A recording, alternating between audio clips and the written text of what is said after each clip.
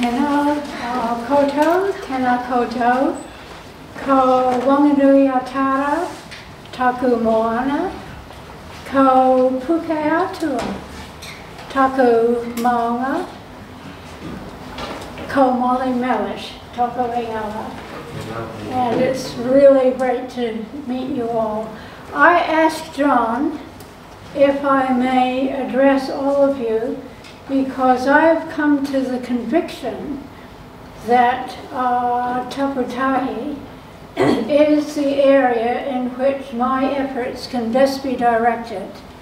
Essentially, I have worked on, so I work with our climate declaration, which has a three-part declaring.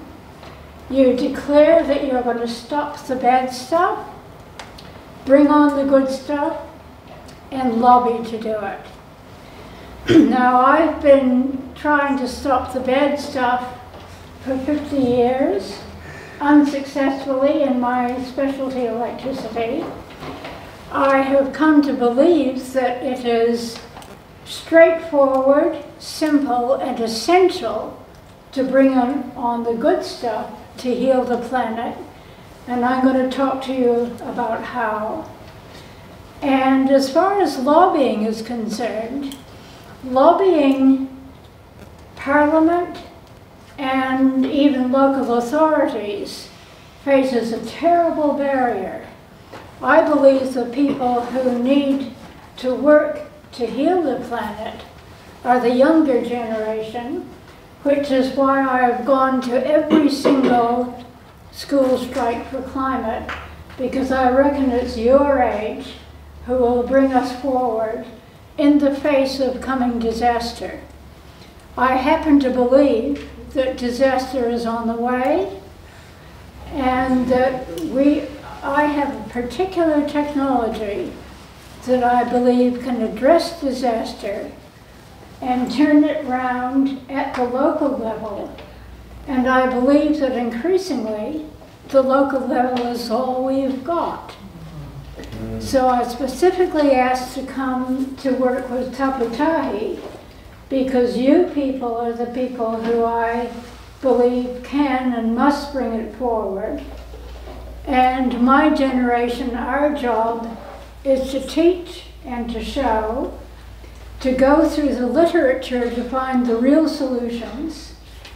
And I'm going to talk about the real solution, which is surprising, becoming known now, but is still very little known in this country, and is only beginning to be spread throughout Europe and Japan, where it began.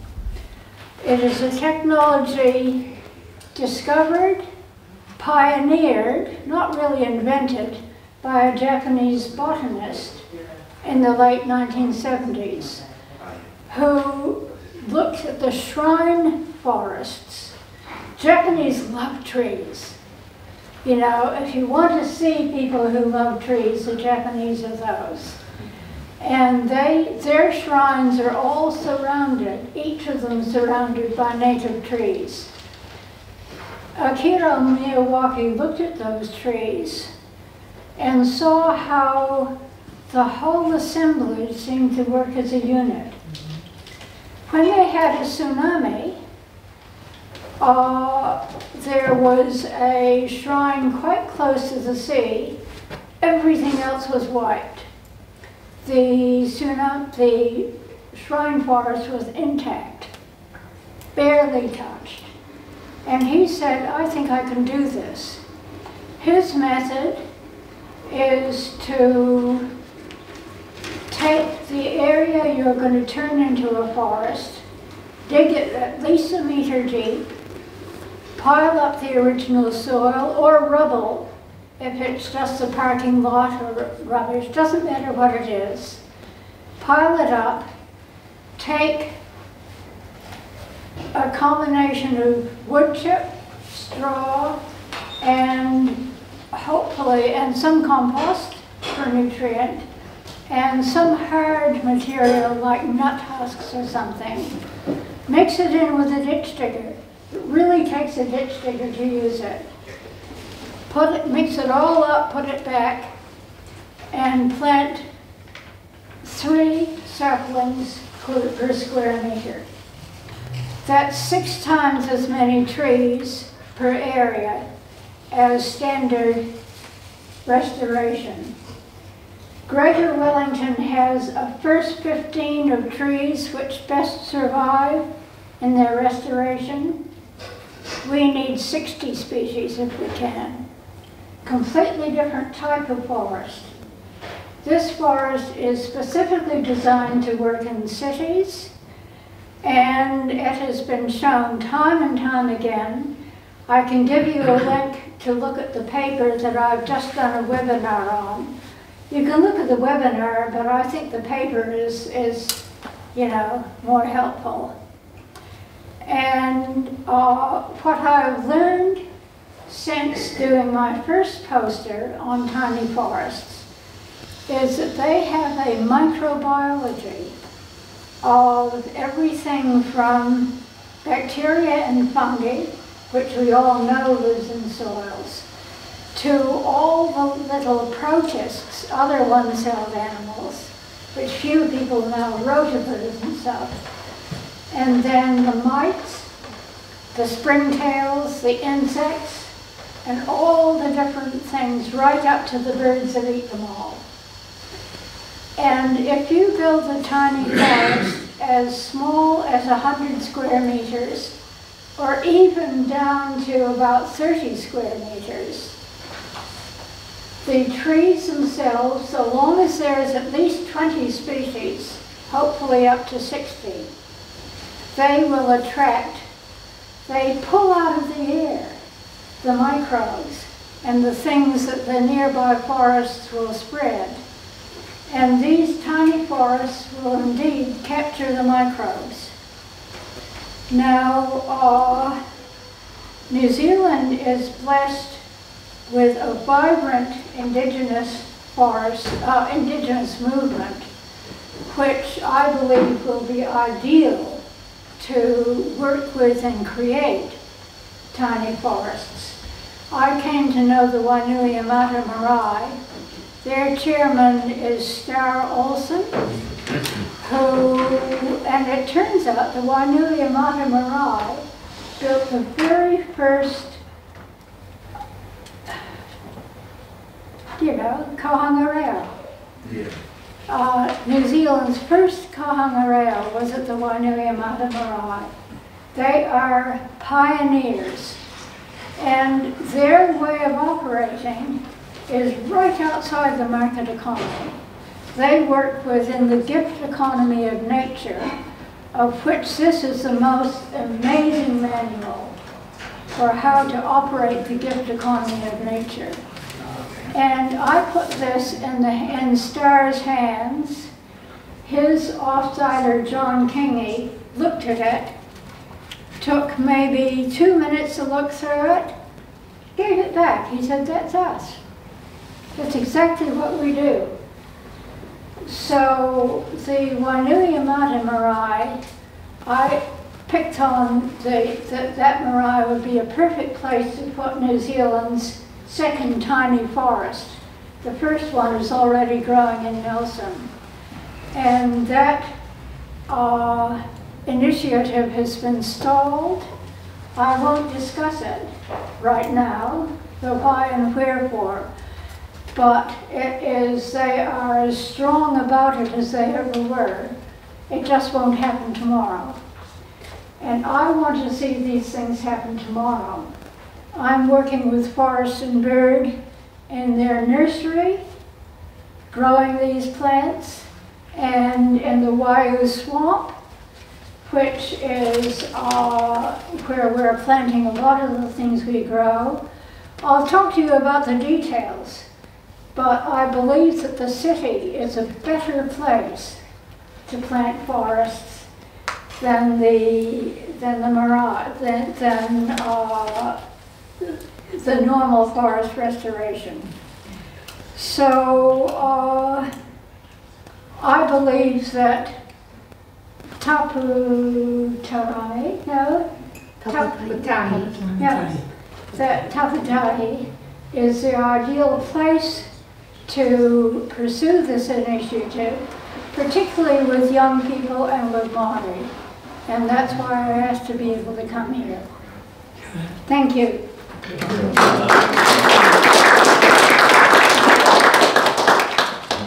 I'm just aware that it's going to be pretty quick, Mike. No, it was 3:30. We've just checked it's 3:30. Excellent. Yeah. Good. Kia ora, everyone. I'm Mike Joy. Like Molly was working on electricity for 50 years. I've been working around freshwater for about 30, and I've failed like you failed with electricity. So, but yeah, we're fighting back. And I've got a whole presentation that I'm going to do with this when we go national, and kind of so I don't know whether to jump into what I'm going to talk about there, or you know, I'm really happy to answer questions. I'm new to Tapatahi. I didn't know about it until I got invited to come here. I'm supportive of any movement. I see the crucial changes that we need to make, and I kind of make the message in my presentation that you know, we're all here around climate change, but climate change is just one of multiple crises that are coming at us. And the good thing is that the solution to all of them is the same, right? So we have multiple crises that are caused by overshoot. It's all about overshoot. It's just extreme breaching of all the planetary limits. And so the reality of the future is we will have to stop growing. We will have to consume way less than we do now. It's really interesting to come to a place like Porirua East, where I used to spend a lot of time, but haven't for a long time, but there's kind of huge disparity in wealth that is in New Zealand, but globally as well. And I looked up the figures recently, and 50% of New Zealanders are in the top 10% of wealth. So the top 50% in New Zealand are the top 10% globally, which do more than 50%, actually probably closer to 75% of all the harm. 10% of New Zealanders are in the top 1% globally. So we are a wealthy country, and wealth comes with it. You know, what comes with wealth is harm, and a lot of that wealth has come from destroying the environment here. Our biggest overseas earner, the backbone of our economy, is dairy farming, that I do a lot of work on, and we take fossil fuel derived fertilizer, and we take phosphate mined from around the world, but currently stolen off the indigenous people of West Sahara, and we're the only country in the world that takes this stolen property and brings it here and palm kernel from destruction of forests and native forests in Indonesia to grow this milk, to grow grass, to make milk, which we then dry with coal mostly, and we export, where it mostly ends up as either junk food or infant formula in other parts of the world. Just to kind of hammer that home even more, is a little experience that I had a couple of years ago with one of my PhD students, a young woman from Vietnam, had a baby while she was here in New Zealand, went back, this is probably 2019 or 18 or something like that, to Vietnam, and she came back and told me how she had been breastfeeding in public and spat on and yelled at because the advertising, and she showed me, she translated some online adverts that they see over in Vietnam, and there's someone in a white coat,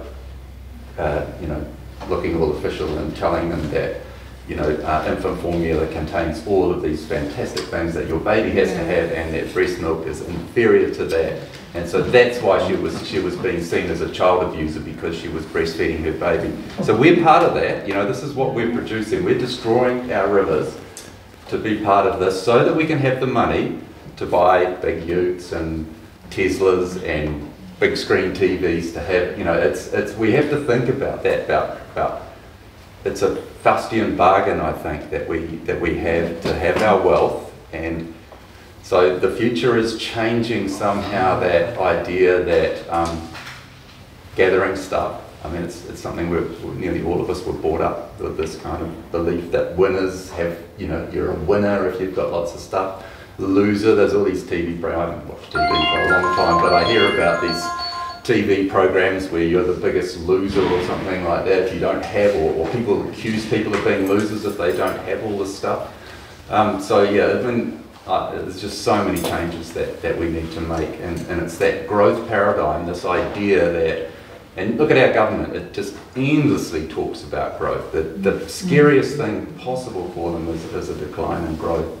So, you know, a whole lot of these things that I've looked at with Tapatahi, including 4-day weeks, are going to be part of this future where we consume less, we do less. This is always the hardest thing, you know, when people ask for a solution, and I want to just harp on that there is no solution to climate change. It's not a problem that has a solution. It's a predicament. It's a predicament because we've overshot, so we don't think about it as a solution, but that our futures will be considered radical, but actually how we live now is radical. That's the hard bit to understand, that our lifestyles currently are radical. Not, I mean, I'm doing a general we, as in, you know, the way that we live. You know, obviously there's a big range in consumption, and some people who don't get to consume much at all, but that's kind of, there's a lot of spin industry, a lot of pressure to convince us. I see endless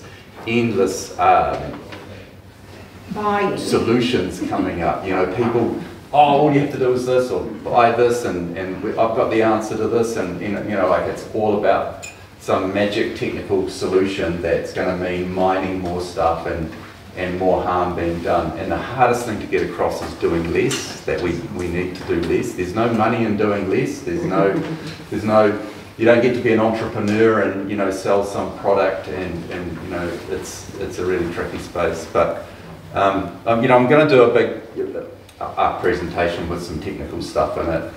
But I just thought maybe people have questions while I'm here, you know.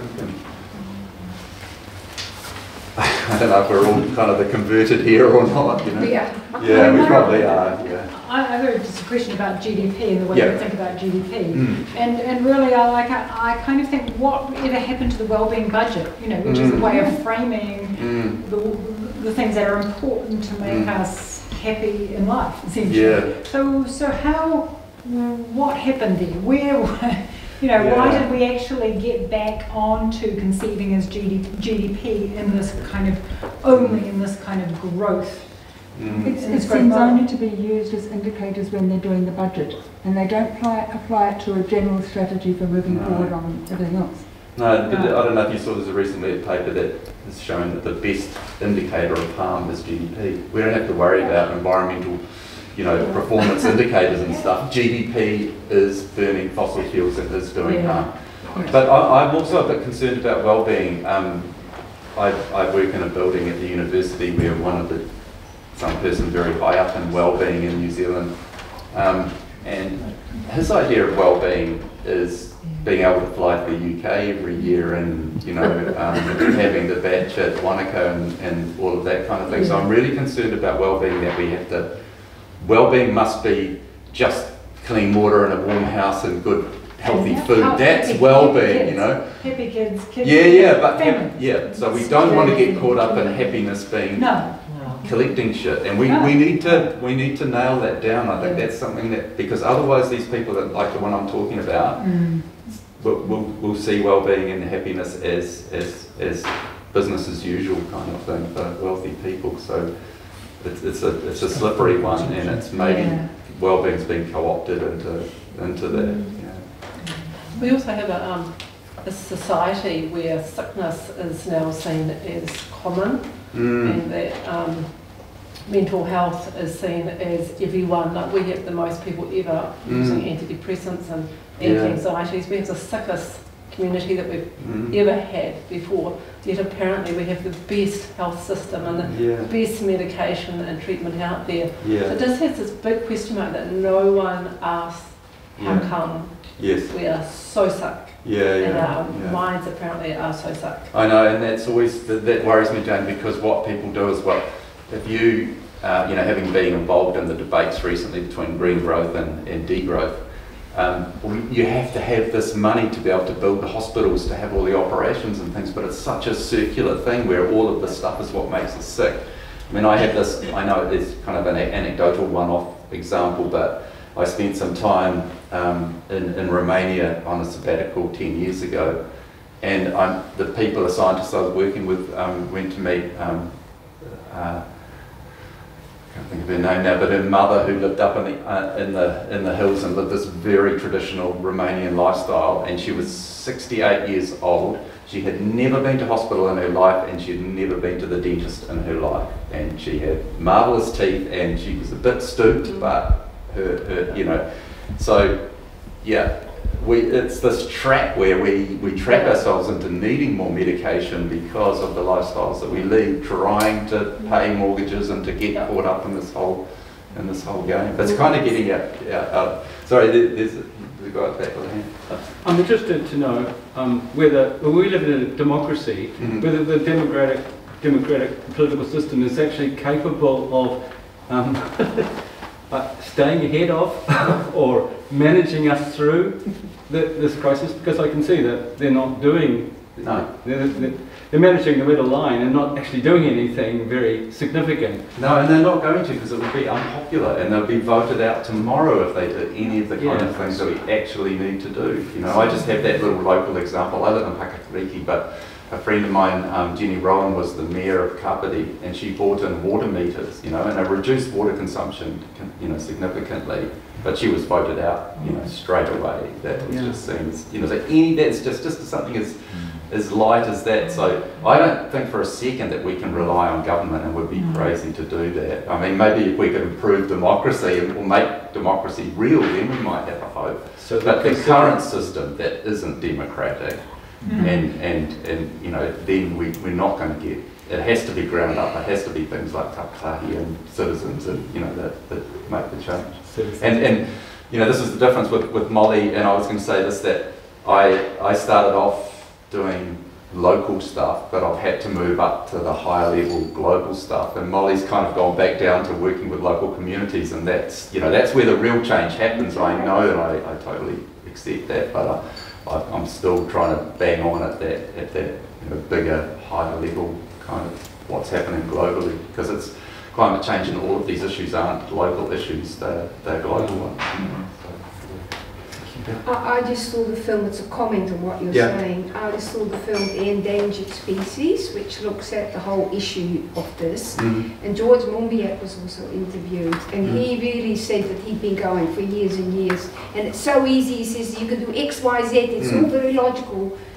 But he came to the conclusion it's just not going to happen at that top level. No. And he actually broke down into tears during the film and said, you know, the political will isn't there, and it's got to be kind of like, the whole film is really saying it's got to be bottom up, and we all have to get absolutely be soaked with the fact that we need to work with nature and not against it, and that has to be part of all our lives and how we do stuff. And that was the big message of the film, and I think that's what, and it has to come from the communities. Yes, I think isn't that, I'm not a historian, but I'm pretty sure that any real changes come from the bottom up, not the top down. So only bad stuff's come from top down. I just wanted to ask a quick question of Molly, because I feel like there's a piece you haven't got to, which you've spoken to me about. Yes. And that's with the tiny forests, actually the effect on emissions, which you have talked about, how much CO2 that tiny forests absorb because of what you're describing. So I just wondered if you could fill people in on that, because it's such a crucial piece of what you're talking about. Just to say that tiny forests are designed to emulate the Cretaceous, when you had huge amounts of CO2 absorbed by everything from tree ferns, giant tree ferns, on down to the tiniest plants. And they created an ice age from a very hot climate in a mere 100 million years. And the way to absorb that's nothing. If we start today, we should be right. And yet, if you do the putting more biomass onto the ground than any pine forest or any energy forest. They're just building huge amounts of woody biomass. And it's just the experience. There's been some science done, but nothing like enough, because the scientists are not funded to do that. Scientists are funded to work out poisons and nutrients, you know, to do conventional agriculture.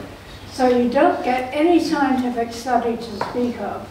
But by merely putting enough species together, all the way biology works together will give you massive growth.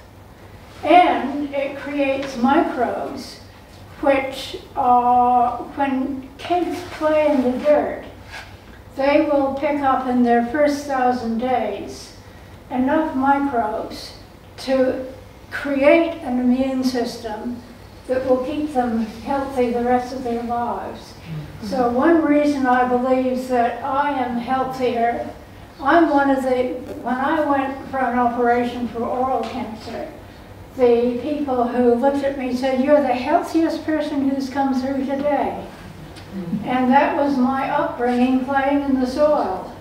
Now we desperately need our babies, our pregnant women, our babies, and our kohangareo to play in real soil.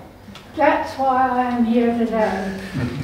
Did that say something? Paul, were you for me or for Molly? Yes, no, well for you actually, right. But I totally support what Molly said. I just wanted to say, you know, about the minerals. We rely on minerals coming from elsewhere, and we're part of a military alliance. And the US and UK have, well, the US in particular, has fomented a huge number of coups in South America. Most recently, in the last decade, there's 5 military coups, or instigating them, from the United States. The most recent is in Peru 6 months ago, where they've got a coup government and it's killing indigenous people who are protesting partly about the new mines, new lithium mines near Puno. And, you know, basically they refuse to have new elections, and they will have, they've said they'll have new elections in 3 years' time. And the US has just sent 100 troops to support the coup government in Peru. Obviously Venezuela, they've tried to undermine that, and Honduras, and Nicaragua, and Bolivia managed to get back its elections, but and that was the same reason. It was to do with lithium mines. So basically, when we say we support democracy, you know, how much we have in New Zealand is actually debatable, but we're not supporting democracies around the world at all. It's not people power, it's corporate power. Yeah, but there's even big protests within the US over lithium mines and within the States within the US as well, yes. That's going to be the future. I mean, obviously, that you know, social collapse and you know, conflict between countries and within countries over these resources are going to carry on. That's my biggest fear, is that we switch from all of these wars being about oil to being now the minerals, that we're going to play this game where we shift from, you know, a fossil fuel based you know, energy system to a non-fossil fuel, and we're just going to shift from one disaster to another disaster, you know, swallow a spider to catch a fly. You know, and what Molly was saying about planting the trees, yeah, fantastic that we can, trees are so important in so many ways that we couldn't even, you know, begin to describe, but there's one dangerous tree out there, a really scary tree, and that's the tree that's planted to allow us to burn fossil fuels. You know, that whole offsetting bullshit, this net zero thing that's totally at the heart of our response here in New Zealand to climate change, which is a complete scam. That we're talking about fossil carbon that was sequestered more than 65 million years ago. So the stupidity of thinking that we can mitigate that in our current carbon cycle is bizarre. You know, we could plant the whole of the planet back in trees again, including every city and every town and everything, and replace the wetlands and things. And the estimates are somewhere between 7 and 9 years worth of our current emissions of fossils carbon.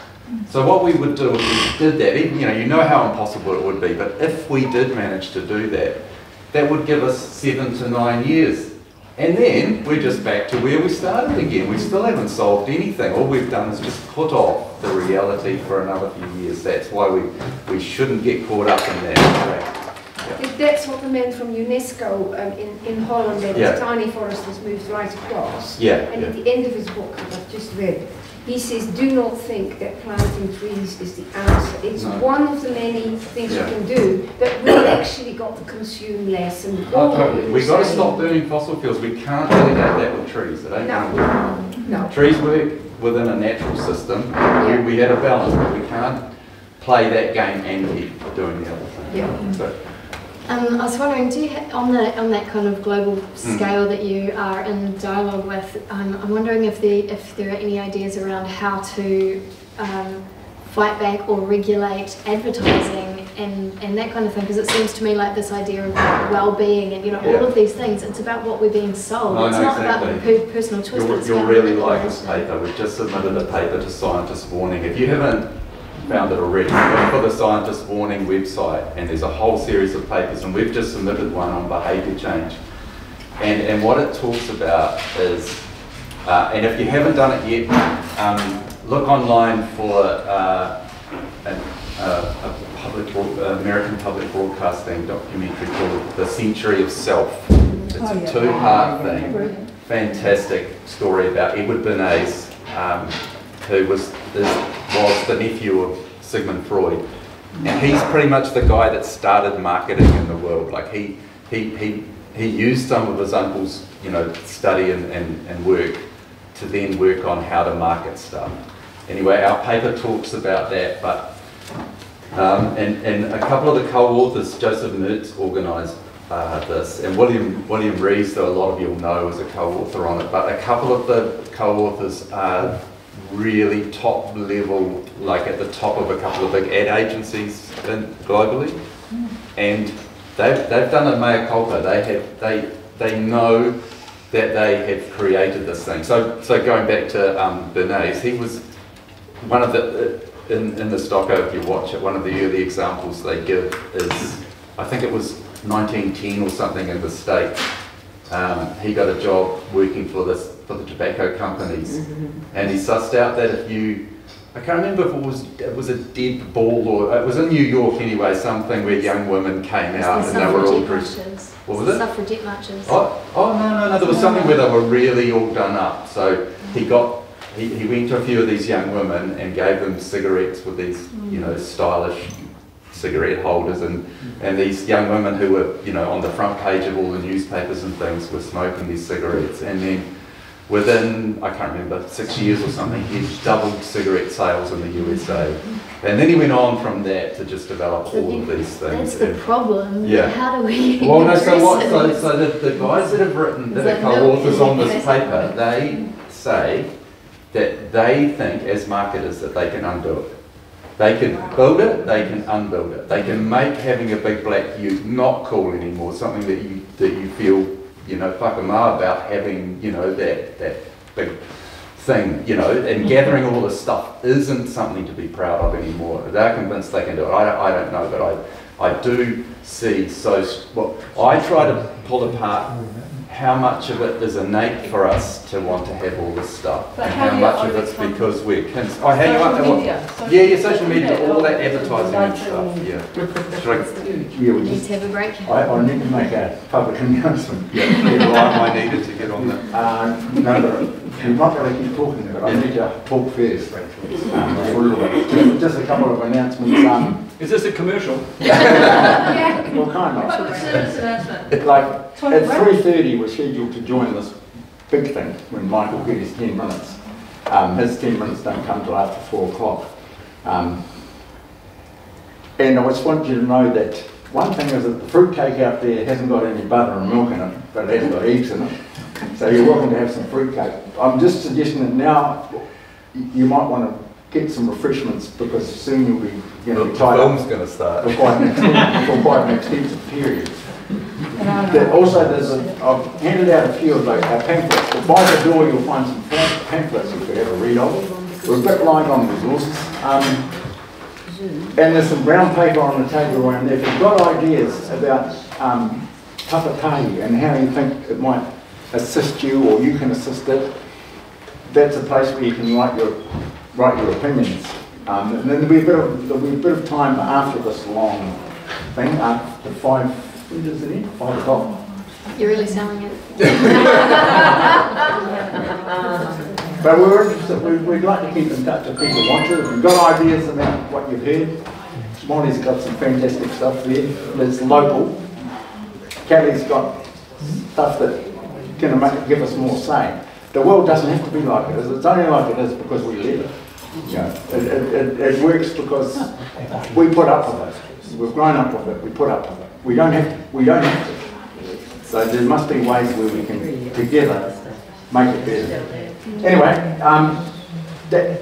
you're welcome to keep talking here, but just I would recommend you get at some stage get some liquid in before the South American stuff. And Michael will be disagreeing soon to do this. There's a marathon, not a sprint. As you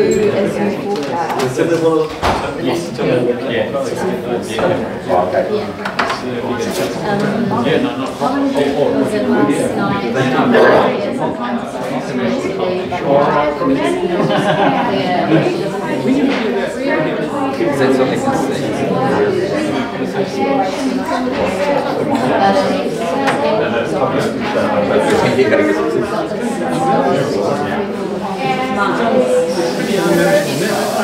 Oh, the TV is it? Yeah, it's like there's no water. Where did that come from?